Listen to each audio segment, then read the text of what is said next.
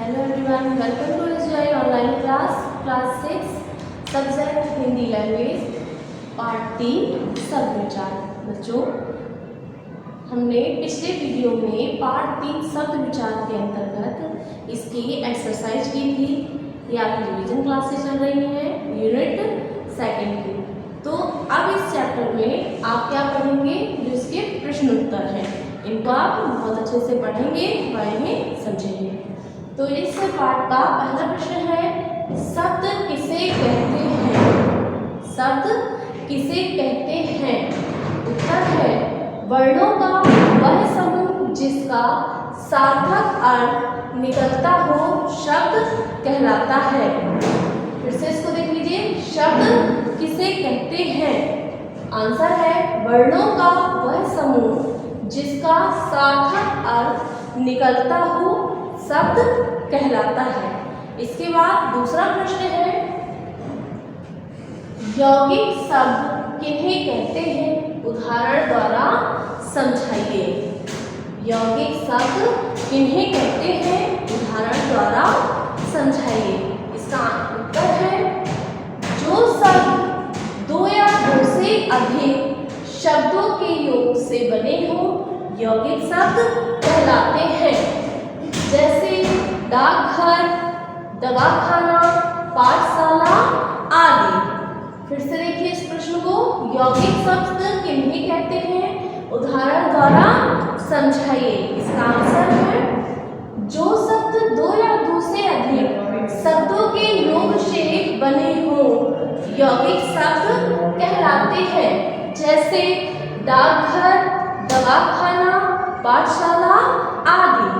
इसके बाद अगला प्रश्न है, रूढ़ शब्द किन्हें कहते हैं? उदाहरण द्वारा समझाइए। रूढ़ शब्द किन्हें कहते हैं? उदाहरण द्वारा समझाइए। इसका आंसर है, वे शब्द जो शुरू से एक ही अर्थ के लिए प्रयोग होते चले आ रहे हैं तथा उनके टुकड़े करने पर कोई अर्थ नहीं निकलता है, रूढ़ शब्द कहलाते हैं। जैसे कमल, जल, पैसा, लड़का, बेटा आदि। अब इन प्रश्नों को दोबारा से एक बार देख लीजिए। शब्द किसे कहते हैं? इसका उत्तर है, वर्णों का वह समूह जिसका सार्थक अर्थ निकलता हो शब्द कहलाता है। दूसरा प्रश्न है, यौगिक शब्द किन्हें कहते हैं? उदाहरण द्वारा समझाइए। इसका आंसर है, जो शब्द दो या दो से अधिक शब्दों के योग से बने हो यौगिक शब्द कहलाते हैं। इसके बाद जैसे डाकघर, दवाखाना, पाठशाला आदि। नेक्स्ट क्वेश्चन है बच्चों, रूढ़ शब्द किन्हें कहते हैं? उदाहरण द्वारा समझाइए। इसका उत्तर है, वे शब्द जो शुरू से एक ही अर्थ के लिए प्रयोग होते चले आ रहे हैं तथा उनके टुकड़े करने पर कोई अर्थ नहीं निकलता है, रूढ़ शब्द कहलाते हैं। जैसे कमल, जल, पैसा, लड़का, बेटा आदि। अब इसके आगे के क्वेश्चन हम करेंगे।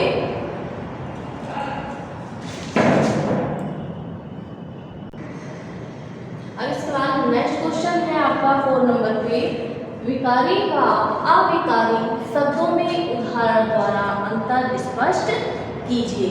4 नंबर का क्वेश्चन है ये। इसका आंसर है, विकारी व अविकारी शब्दों में उदाहरण द्वारा अंतर निम्नलिखित है।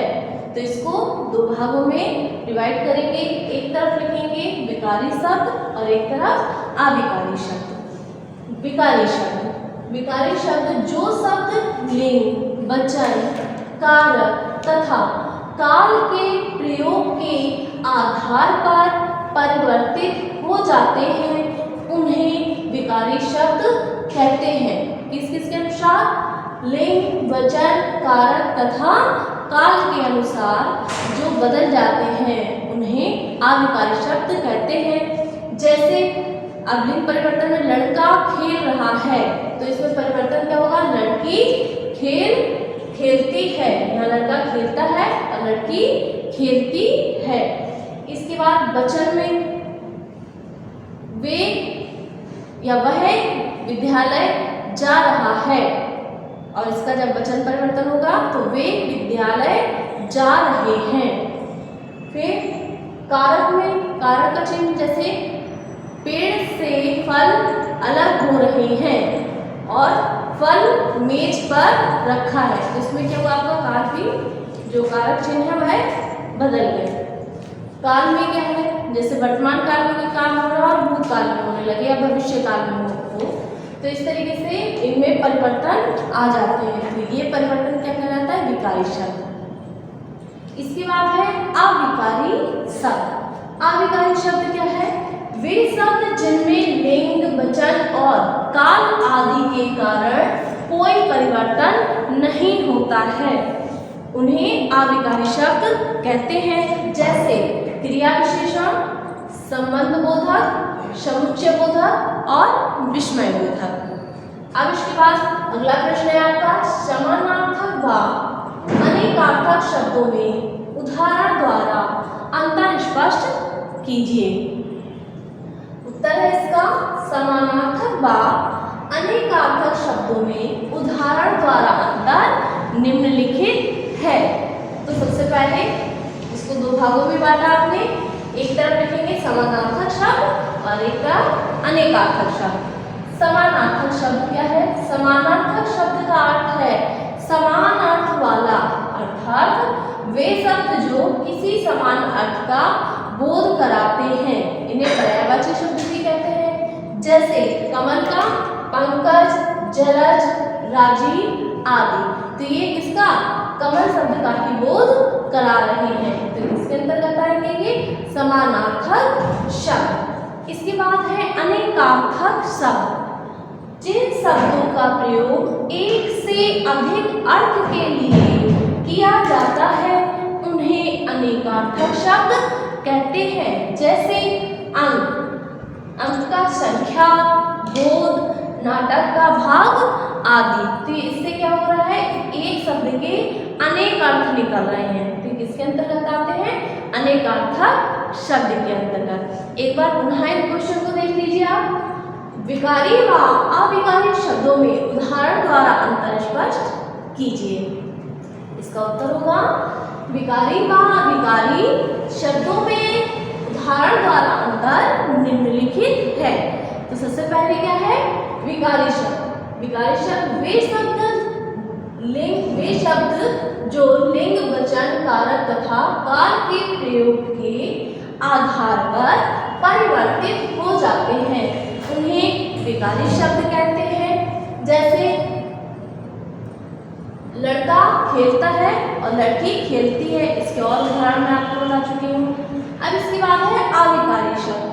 वे शब्द जिनमें लिंग, वचन और काल आदि के कारण कोई परिवर्तन नहीं होता है, उन्हें अविकारी शब्द कहते हैं। जैसे क्रिया विशेषण, संबंध बोधक, समुच्चय बोधक और विस्मय बोधक।